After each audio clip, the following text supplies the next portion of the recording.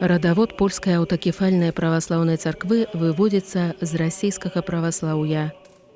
У выніку распаду расійскай імперыі, потым пасля вайны Польшчы з савецкай Расіяй, справа падзелу цэркваў стала неунікнёнай. Але калі ў 1922 годзе была абвешчана аўтакефалія польскай праваслаўнай царквы, маскоўскае царкоўнае кіраўніцтва яе не прызнала. Толькі пасля другой усесветнай вайны, калі ў Польшчы усталявалася ўлада камуністаў, маскоўскі патрыархат прызнаў кананічнасць тутэйшай царквы і навязаў з польскімі аднавернікамі братэрскія сувязі. Большую частку вернікаў польскай праваслаўнай царквы складаюць, прынамсі раней, складалі беларусы.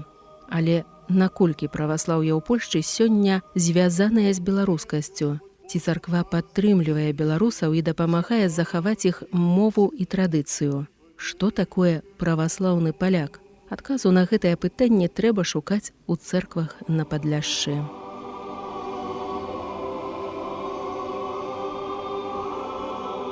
Православна церква на територію Польщі, і вона вже має старожитні свої podstawy autokefalii. Тому що, коли ми поглядимо у кінці 18 століття, коли упала вже амаль Речpospolita, коли відбулася конгрегація Пінська, у Пінську придумали таку розв'язку, що якраз покликаються автокефальну церкву, і на це отримали всі діячі Пінської конгрегації патріарший Томас, який дозволяв створити не тільки 4 єпархії, але так само покликати митрополита, який був організаційно незалежний від других структур православної церкви. Однак ці всі постанови конгрегації Пінської були прийняті через Сейм Речpospolitої, але вже не були зреалізовані, тому що, безумовно, пізніше наступили чергові поділи Речpospolitої, і це все пройшло до історії. До цієї ідеї повернулися в період міжвоєнний, коли по prośbie polskich uładów, ale tak samo i przy dopomozie wydatnych cerkownych działaczy była podjęta problema autokefalii. I ta autokefalia była otrzymana od carackiego patriarcha, a dlatego my mamy pełną taką niezależną autokefalię cerkowną. Bezumowno, w czas II światowej wojny, kiedy byli czarowые polityczne i religijne podzieli, większa część tych episkopów Вони відказалися від цієї автокефалії, і вони знову уступили у склад Московської патріархії. І тому треба було повторити цю автокефалію. І тоді церква Маті, Московська Руська православна церква надала цю автокефалію у 1948 році, повторяючи усі аспекти незалежності церковної структури на території сьогоднішньої нашої держави. Да польскай праваслаўнай царквы належыць каля паўмільёна польскіх грамадзян. Яна другая па велічыні рэлігійная арганізацыя ў краіне пасля каталіцкага касцёла. Падзеленая на 6 епархій у Польшчы, і ёсць яшчэ адна ў Бразіліі, у якой каля 1000 прыхаджанаў. Акрамя таго, праваслаўная царква мае ўласную структуру ў польскай арміі са святарамі ў афіцэрскіх чынах. Праваслаўны ардынат войска польскага на чале з архіепіскапам. Nasza cerkwa składa się zaraz z mitropolii warszawskiej, jaka ma swoją eparchię, no i 6 kanonicznych eparchii, przy czym jedna eparchia jest eparchią wojskową. Oprócz eparchii, każda eparchia podzielona na dekanaty, to takie благочиння, kiedyś nazywali się one protopopii, zaraz благочиння, i благочиння dzielą się na przychody. My mamy tak samo amal 12 monasterów i takich monaszewskich centrów, jakie gotują u siebie более 100 monachów i monaszek. Ta cerkwa jest pełno niezależna, mają swoją akademię bogosłowską, mają tak samo i seminarium, mają tak samo i drugie niezależne struktury, jakie potrzebne, żeby oficjalnie nasza cerkwa była przyznana jako cerkwa autokefalna. I cerkwa, jaka ma wszystkie atrybuty tej autokefalnej niezależności. No, все-таки trzeba сказать, że cerkwa, chociaż organizacyjnie ona niezależna i jurydycznie, no kanonicznie ona związana się ze wszystkimi kanonicznymi cerkwami i patriarchatami i cerkwami pamiętnymi, jakie utrzymują normalne kontakty z naszą cerkwą. To odno potwierdza jedynstwo prawosławia, wszystkich prawosławnych cerkw, jakie na kanonicznej osnowie już pobudowane i otrzymali swoją niezależną strukturę.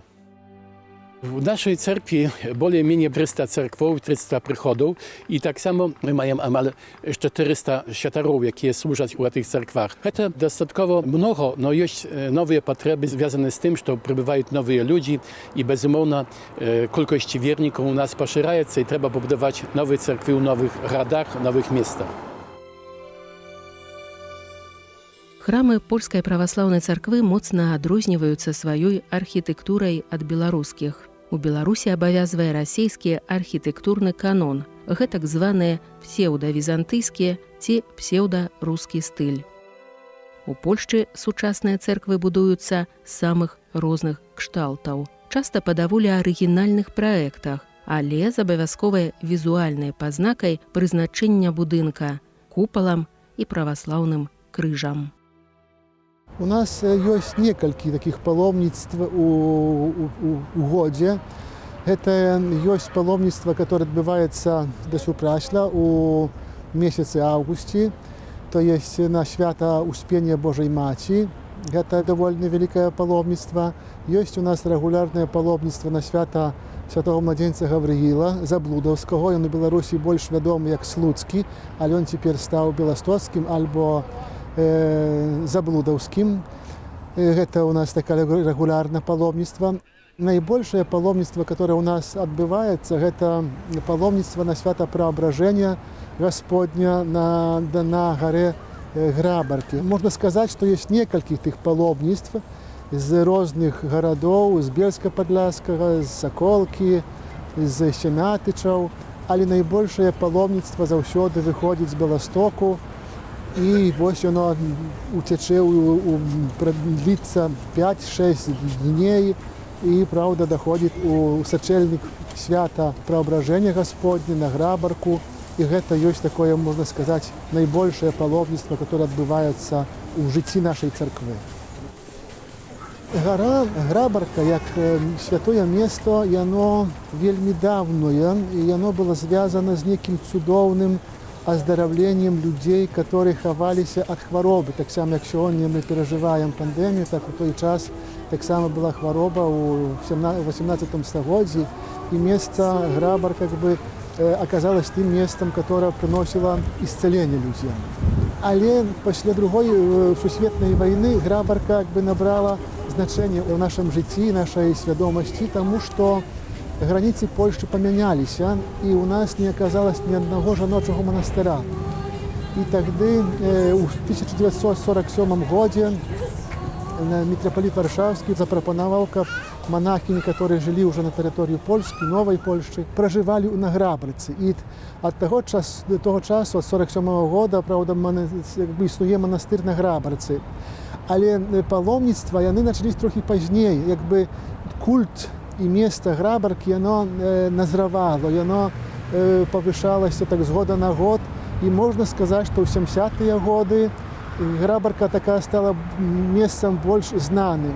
А уже паломництва начались организоваться от 80-х годов 20-го століття. І, здається, такое першее великое паломництво на Грабарку, это было в 1988 году, это у юбилей крещения Руси, тысячелетия крещения Руси. Хоть родней бывали теж маленькие, малые паломництва, але уже от 1988 года эти паломництва з'являються такими регулярними, кожний год відбуваються, і вони вписалися у сталу програму життя православної церкви у Польщі. Храм Святого Николая – это есть кафедральная церква Белостоку, мы скажем, головная церква у Белостоку, але мы не скажем, что это наибольшая церква у Белостоку, потому что есть другая церква, которая збудована трохи позднее, и она становится сегодня самой великой церквою. Але церква Святого Миколая, она была збудована у половине 19 століття. На этом месте, на месте старого храма, две церквы было ў Беластоке, альбо калі Беласток адна ў Дайлідрах, другая ў Беластоку. І да гадоў 80-х, 70-х, 80-х трэба сказаць, што ў самым горадзе Беластоку гэта была адзіная церква. Гэта было таксама месца прабывання архірэя, то ёсць епіскапа Беластоцкага і Гданьскага. Церква называецца кафедральным саборам. Так яна і астаецца па сённяшні дзень. Яна як бы збудована ў класічным відзе 19-вечных церквей у часе тагдашняй расійскай імперіі. Сёння яна становіць, з адной стороны, з'яўляецца кафедральною церквою, то есть месцам пражывання архірэя, епіскапа Беластоцкага, але таксама яна з'яўляецца прыхадскою церквою, то есть адбываецца нармальнае жыццё парафіяльнае, прыхадское. Беларускую мову можна пачуць натуральна ў нашых храмах, у нашым асяроддзі. На жаль, усё менш і менш яе мы чуем, таму што мы жывем у асяроддзі польскам, і ў натуральны спосаб прыходзіць так, што мы гаворым з нашымі дзецьмі на польскай мове. Эта мова становіцца мовай кантакту. Я ў сваёй моладасці, у сваём дзецтве гаварыў сваімі бацькамі на беларускай мове. І ў мне беларуская мова сталася тым, што я думаю на беларускай мове. А польская мова стала найбольш літаратурнай мовай, на которой я магу выразіць сваю мысль. Ўсё-такі мы вучым многа дзяцей у школах, у Бельску, Падляскам, у Гайнаўцы, у Беластоку беларускай мовы. Але гэта з'яўляецца некая замежная мова. Яна ніяк не можа стаць мовай натуральнай. Каб яна стала мовай натуральнай, гэта нам патрэбна і падтрымка, сказаць, і самай Беларусі. Я думаю, што ў Беларусі настане такі час, дзе людзі пачнуць усё больш і больш размаўляць на беларускай мове, а гэта нам вельмі важна. Гэта нам была і падтрымка такая. Трэба сказаць, што праваслаўная царква ў Польшчы нам многанацыянальная. Мы себе лічым украінцамі, мы себе лічым беларусамі, лэмкамі, карпаторусамі, палякамі, расіянамі. Правда, і это спецыфіка польскай царквы, што яна многанацыянальная, і таму, можа, мова царкоўнаславянская астаецца вельмі такой важнай для літургічнага жыцця. Але мову беларускую можна пачуць, можа менш, усё менш. Все-таки яна прысутнічае ў нашым жыцці. Некалькі раз мне прыйшлось служыць службу на беларускай мове. Мне вельмі падабалось. Это был перавод, который мы атрымалі ад владыкі Арсенія Гродзенскага. Гэты служебнік, которым служыў, аказаўся вельмі трудны, каб яго атрымаць. Правда, стаў вельмі ценным. Служба на беларускай мове мне падабалася, правда. Я думаю, што мы маглі б такіх многіх месцах, каб людзі, правда, таксама это былі захвочаны. Все больше и больше мы склоняемся до польской мовы. Але белорусской мовы мы не забываем, стараемся не забывать, наших детей вучим, сами стараемся говорить и размовлять на белорусской мове. Это вызывает некая такая человеческая такую потребность, правда, але и такая старание, как бы продолжать то, что нам было ценно и дорогое. Пояснność Białorusów formułowała się na привязанность до православия. Теперь в церквах, кругом церквов у Белостоку фактично белорусской мовы уже нема. И старые, и молодые, про молодых уже не вспоминаю. Говорить на польskiej mowie, świętary w cerkвах, na praca liturgii, tak samo wykorzystywać больше польскую мову, фактично только польскую мову. В связи с tym cerkва, jak ta struktura, organizacja, jaka przytrzymywała, tормозила процесс асимиляции, перестала wykonywać tę misję, jaka była świadoma czy nieświadoma, ale była związana z cerkвой. Prawosławny znaczy na pewno nie Polak. Теперь уже wśród prawosławnej młodzi można spotkać wielu radykalnych nacjonalistów z takich organizacji, jakie tam marszy uszanowujące pamięć Buro czy Łupaszku. Tych faktycznie prowaderów, którzy pacyfikowali białoruskie wioski. No, скажем, to wielkie porażenie tak prawosławnej cerkwi, jak i białoruskich organizacji, kiedy młodź faktycznie robi tańce na могилах swoich przodków. Польская аўтакефальная праваслаўная царква сёння сапраўды польская. У месцах кампактнага пражывання беларусаў яе святары, якія часта паходзяць з тых самых мясцінаў, карыстаюцца беларускай мовай у кантактах з вернікамі, але гэта іх прыватная ініцыятыва. Калі падтрымка беларускасці з боку царквы і ёсць, то яна няяўная, прыхаваная. Праваслаўная царква даволі камфортна адчувае сябе ў Польшчы ў гармоніі з польскай дзяржавай. Адпаведна, на працягу апошняга стагоддзя умацавалася цікавая супольнасць праваслаўных вернікаў, якія называюць сябе праваслаўнымі палякамі. Запачаткаваная яшчэ ў міжваеннай Польскай рэспубліцы, сёння яна ўжо мае уласную традыцыю. Ад праваслаўных палякаў можна пачуць, што іх продкі даўней былі палякамі-каталікамі, якіх царская Расія гвалтам навярнула ў праваслаўе. І ў гэтым ёсць доля гістарычнай праўды. Продкі сённяшніх праваслаўных палякаў на Падляшшы да прыходу расійскай улады былі каталікамі, толькі што не заходняга рымскага абраду, а ўсходняга грэцкага. І не палякамі, але беларусамі.